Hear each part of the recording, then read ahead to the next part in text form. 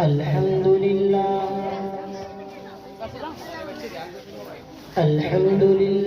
نحمده ونستعينه ونستغفره ونؤمن به ونتوكل عليه ونعوذ بالله من شرور أنفسنا ومن سيئات أعمالنا من يهده الله فلا مضل له ومن يضلله فلا هادي له ونشهد أن لا إله إلا الله وحده لا شريك له ونشهد أن سيدنا وسندنا ومولانا محمدا عبده ورسوله صلى الله عليه وسلم. أعوذ بالله من الشيطان الرجيم. بسم الله الرحمن الرحيم. العلماء ورثة الأنبياء. کچھ کفر نے فتنے پھیلائے، کچھ ظلم نے شعلے بھڑکائے. کچھ کفر نے فتنے پھیلائے، کچھ ظلم نے شعلے بھڑکائے. سینوں میں عداوت جاگ اٹھی، انسان سے انسان ٹکرائے. پامال کیا، برباد کیا کمزوروں کو طاقت والوں نے. پامال کیا، برباد کیا کمزوروں کو طاقت والوں نے. جب ظلم و ستم حد سے گزرا، تشریف محمد لے آئے. رحمت کی گھٹائیں برسائیں، دنیا کی امیدیں برآئیں. رحمت کی گھٹائیں برسائیں، دنیا کی امیدیں برآئیں. اکرام عطا کی بارش کی، اخلاق کے موتی برسائے. تہذیب کی شمع روشن کی، اونٹوں کے چرانے والوں نے.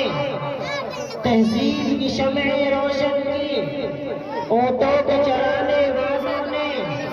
کانٹوں کو غلامی کی مندی، ذروں کے مقدر چمکائے. کعبے کی زمین اور عرش کہاں، پل بھر میں کہاں، دم بھر میں کہاں.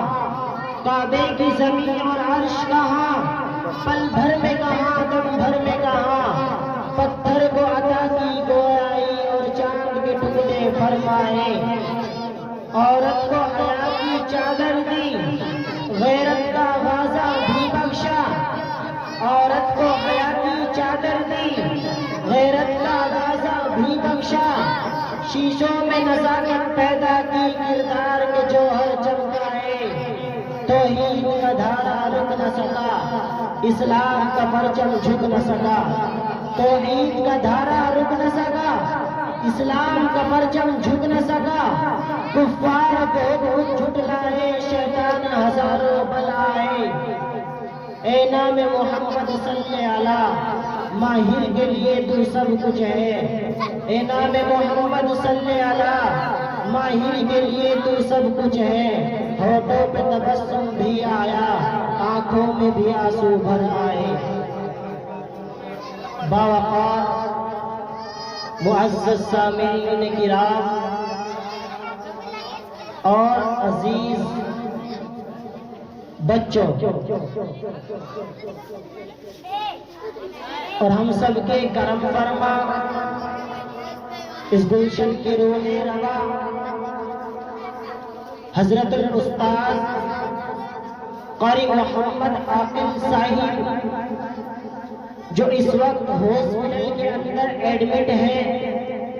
دعا کرے کہ اللہ ان کو جلد از جلد صحت و تندرستی عطا کر دے. اور میرے کرم فرما مولانا محمد ریاض الحق صاحب، رفیق محترم حضرت اقدس حضرت قاری خالد صاحب اور میرے عزیز محترم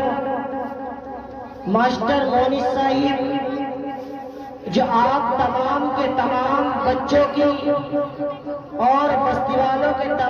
تمام بچوں کی رہبری اور رہنمائی کر رہے ہیں، یقیناً ہم سب کو ان کا بڑا احسان ماننا چاہیے کہ اللہ کے نیک بندے اپنے آپ کو بڑی محنتوں میں مشغول کر کے آپ کے بچوں کو اس قابل بنا رہے ہیں کہ آج آپ کے بچے اس مائک پر کھڑے ہو کر کے بول رہے ہیں اور بتلا رہے ہیں۔ لہذا آپ کے بچوں نے بتلایا کہ جنگ آزادی 15 اگست کو حاصل ہوئی، لہذا آج کے دن میں جبکہ یہ 15 اگست کا دن ہم سب کو ملا ہے، آؤ اس دن میں اپنے بڑوں کو یاد کریں، اپنے اللہ کے دیوانوں اور اللہ کے پروانوں کو یاد کریں جن کا خون اس زمین پر بچھا ہوا ہے، جن کی لاشیں اس زمین پر بچھی ہوئی ہیں، جن کی قربانیاں اس زمین کی اینٹوں کے نیچے بچھی ہوئی ہیں، جن کے بارے میں کسی عالم نے کیا خوب کہا، ارے کنہیں بھلاتے ہو، کنہیں یاد کرتے ہو، اتنا غیروں کا پسینہ بھی نہیں ہے جتنا اپنوں کا خون بچھا ہوا ہے، جتنی اپنوں کی لاشیں بچھی ہوئی ہیں۔ لہذا میرے بھائی، آپ بڑے بڑے کالجوں میں چلے جائیے، بڑے بڑے اسکولوں میں چلے جائیے، بڑے بڑے فنکشنوں میں چلے جائیے، صرف 2-4 نام رٹے رٹائے ہیں جن کو یاد کر لیا جاتا ہے، ہمارے علماء کا نام فہرست میں نہیں ہے، ہمارے علماء کو فہرست سے نکال دیا گیا ہے، ہمارے علماء کا نام و نشان ختم کر دیا گیا ہے۔ لہذا اللہ کے نیک بندوں، آؤ تمہیں یہ علماء بتلائیں گے، یہ آزادی دلانا یہ مذاق نہیں تھا، یہ آزادی کی سانسیں لینا یہ مذاق نہیں تھا۔ ہاں یہ تو آدمیوں کا کام نہیں تھا، انگریزوں کو ہندوستان کی سرزمین سے بھگانا یہ دو آدمیوں کا کام نہیں تھا، 2 یا 4 آدمیوں کا کام نہیں تھا۔ آؤ میں تمہیں بتلاتا چلو، انگریز جب اس زمین پر قدم رکھتا ہے اور اپنا تسلط اس زمین پر جماتا ہے، تمہیں پتا ہے وہ انگریز کتنے سال تک اس زمین پر حکومت کرتا ہے، 1 یا 2 دن نہیں، 2 یا 4 سال نہیں، بلکہ پورے 200 سال تک انگریز اس زمین پر اپنا تسلط جمع کر کے گیا ہے، مجھے اور آپ کو غلام بنا کر کے گیا ہے، مجھے اور آپ کو غلامی کی زنجیروں میں جکڑ کر کے گیا ہے۔ اور اللہ کے نیک بندو، مجھے بتلاؤ تو صحیح، کیا آزادی کی سانسیں لینا مذاق تھا اور یہ آزادی دلانا 1 یا 2 انسانوں کا کام تھا، 2 یا 4 آدمیوں کا کام تھا، 2 یا 4 جماعتوں کا کام تھا؟ ہاں میرے بھائی، علماء کی نسلیں فصلوں کی طرح کاٹ دی گئی، جب جا کر کے مجھے اور آپ کو آزادی حاصل ہوئی ہے۔ آج ہمارا حال کیا ہو چکا، ہم انہی علماء کی عزت نہیں کرتے ہیں، جبکہ میں نے دیکھا آج ہمارے علماء کی قدر بالکل ختم ہو چکی ہے، آج مسجدوں کے اماموں کی قدر بالکل ختم ہو چکی ہے، مدرسے میں پڑھانے والے مدرسوں کی عزت بالکل ختم ہو چکی ہے۔ اور اللہ کے نیک بندو، میں آپ کو بتلاتا چلو، یہ آزادی کے سانسیں لینا کوئی مذاق نہیں تھا، اور میں جہاں پر بھی جاتا ہوں اور دیکھتا ہوں سب 1857 سے آگے کی بات کرتے ہیں، اس سے پہلے کی بات کرتے ہیں، جبکہ 1857 سے پہلے تقریباً 100 سال پہلے یہ اللہ کے نیک بندے تنہا انگریزوں کا مقابلہ کر رہے تھے، انگریزوں کا مقابلہ اس طرح کر رہے تھے،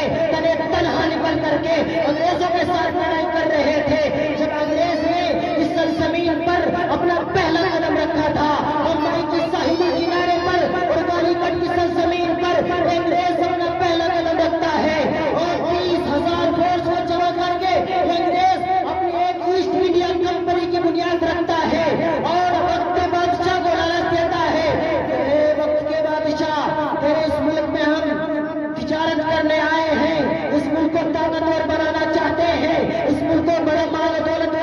بنانا چاہتے ہیں، لہذا ہمیں یہاں پر تجارت کرنے کی اجازت دے دیجیے۔ لیکن اس وقت میں ہمارا یہ ملک بڑا طاقتور تھا، اس وقت میں ہمارا یہ ملک سونے کی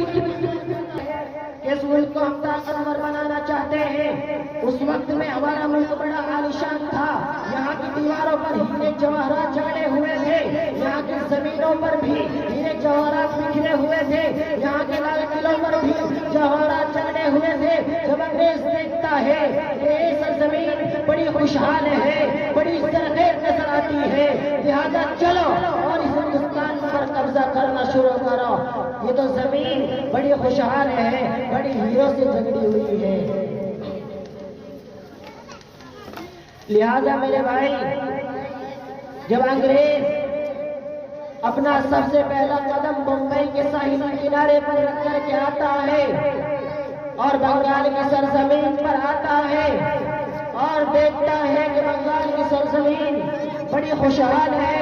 بڑی زرخیز ہے، اس بنگال کی سرزمین پر رہنے والے باشندے بڑے خوشحال نظر آتے ہیں، انگریز کہتا ہے کہ چلو اور اس بنگال کی سرزمین پر قبضہ کرنا شروع کرو، لہذا انگریز بنگال کی سرزمین کی طرف چلتا ہے اور وہاں پر ایک 22 سالہ نوجوان ہے جس کو میں اور آپ آج سے نواب سراج الدولہ کے نام سے یاد رکھیں گے۔ یہ اللہ کا نوجوان، یہ اللہ کا دیوانہ ترے تنہا نکلتا ہے، انگریزوں کے مقابلے میں نکلتا ہے اور انگریزوں کے مقابلے کے لیے اپنی فوج کو تیار کرتا ہے، تقریباً 50,000 کی فوج کو تیار کرتا ہے، میدان سجا دیے جاتے ہیں، 82 کے میدان میں انگریزوں کا مقابلہ کرنے کے لیے جاتا ہے، لہذا انگریزوں کا مقابلہ کر رہے ہیں اور انگریز 82 کے میدانوں میں انگریز نواب سراج الدولہ کا مقابلہ نہیں کرتا ہے، لہذا نواب سراج الدولہ کا جو وزیر ہے انگریز اس کے پاس جاتا ہے اور اس کو لالچ دیتا ہے اور کہتا ہے، نواب سراج الدولہ کا جو وزیر ہے میر جعفر، جس کو میں اور آپ میر جعفر کے نام سے یاد رکھ سکتے ہیں، اور میر جعفر کے پاس جا کر کے کہتا ہے کہ اے میر جعفر، اگر تو نے نواب سراج الدولہ کو ہمارے ہاتھوں سے قتل کرا دیا، نواب سراج الدولہ کو ہمارے راستے سے ہٹا دیا، تو تمہیں بنگال کی سرزمین سے ہمارا بنا دیا جائے گا، بنگال کی سرزمین تیرے ہاتھوں میں آ جائے گی، اس پر تیری حکومت ہو جائے گی۔ لہذا میرے بھائی، جہاں بہت ساری خاصیتیں ہیں زندگی کے اندر، ایک کمی یہ بھی ہے کہ یہ زمین ذرا سے سکوں میں بک جاتی ہے، ذرا سے سکوں میں اپنوں کا خون بہا دیتی ہے، ذرا سے سکوں میں اپنوں کو سولیوں پر چڑھا دیتی ہے، یہاں تک کہ سگا بھائی ایک بھائی کا خیال نہیں رکھ پاتا،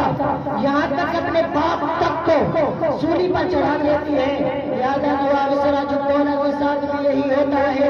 اور یہاں کی سرزمین ذرا سے ٹکڑے پھینکے ہوئے اٹھا لیتی ہے اور نواب سراج الدولہ کا سودا کر لیتی ہے اور نواب سراج الدولہ کو قتل کرا دیتے ہیں اور نواب سراج الدولہ کو جو وزیر ہے اس کے ہاتھوں میں حکومت آ جاتی ہے اور کچھ دنوں تک یہ نواب سراج الدولہ کا وزیر حکومت کرتا ہے اور حکومت کرنے کے بعد انگریز اس کو کچھ دنوں تک اس زمین پر چھوڑتا ہے۔ ہاں، غدار کی عمر زیادہ نہیں ہوا کرتی، غدار روشن خواب لے کر کے آتا ہے لیکن وہ تعمیر نہیں ہوا کرتے، وہ مکمل نہیں ہوا کرتے۔ نواب سراج الدولہ کا وزیر اس کو بھی زمین پر سے ہٹا لیا جاتا ہے، اس زمین سے خارج کر دیا جاتا ہے، اس کو قتل کر دیا جاتا ہے۔ لہذا جب انگریز بنگال کی سرزمین پر قبضہ کر لیتا ہے اور بنگال کی سرزمین پر قبضہ کر کے اپنی نظر کو گھماتا ہے اور دیکھتا ہے کہ دیکھیں اب چلو، اب دیکھتے ہیں کون ہمارا مقابلہ کر سکتا ہے۔ اس وقت میں اگر انگریزی حکومت کسی سے گھبرائی ہوئی ہے تو اللہ کا نوجوان کون ہے؟ وہ اللہ کا نوجوان ٹیپو سلطان شہید رحمت اللہ علیہ ہے۔ اس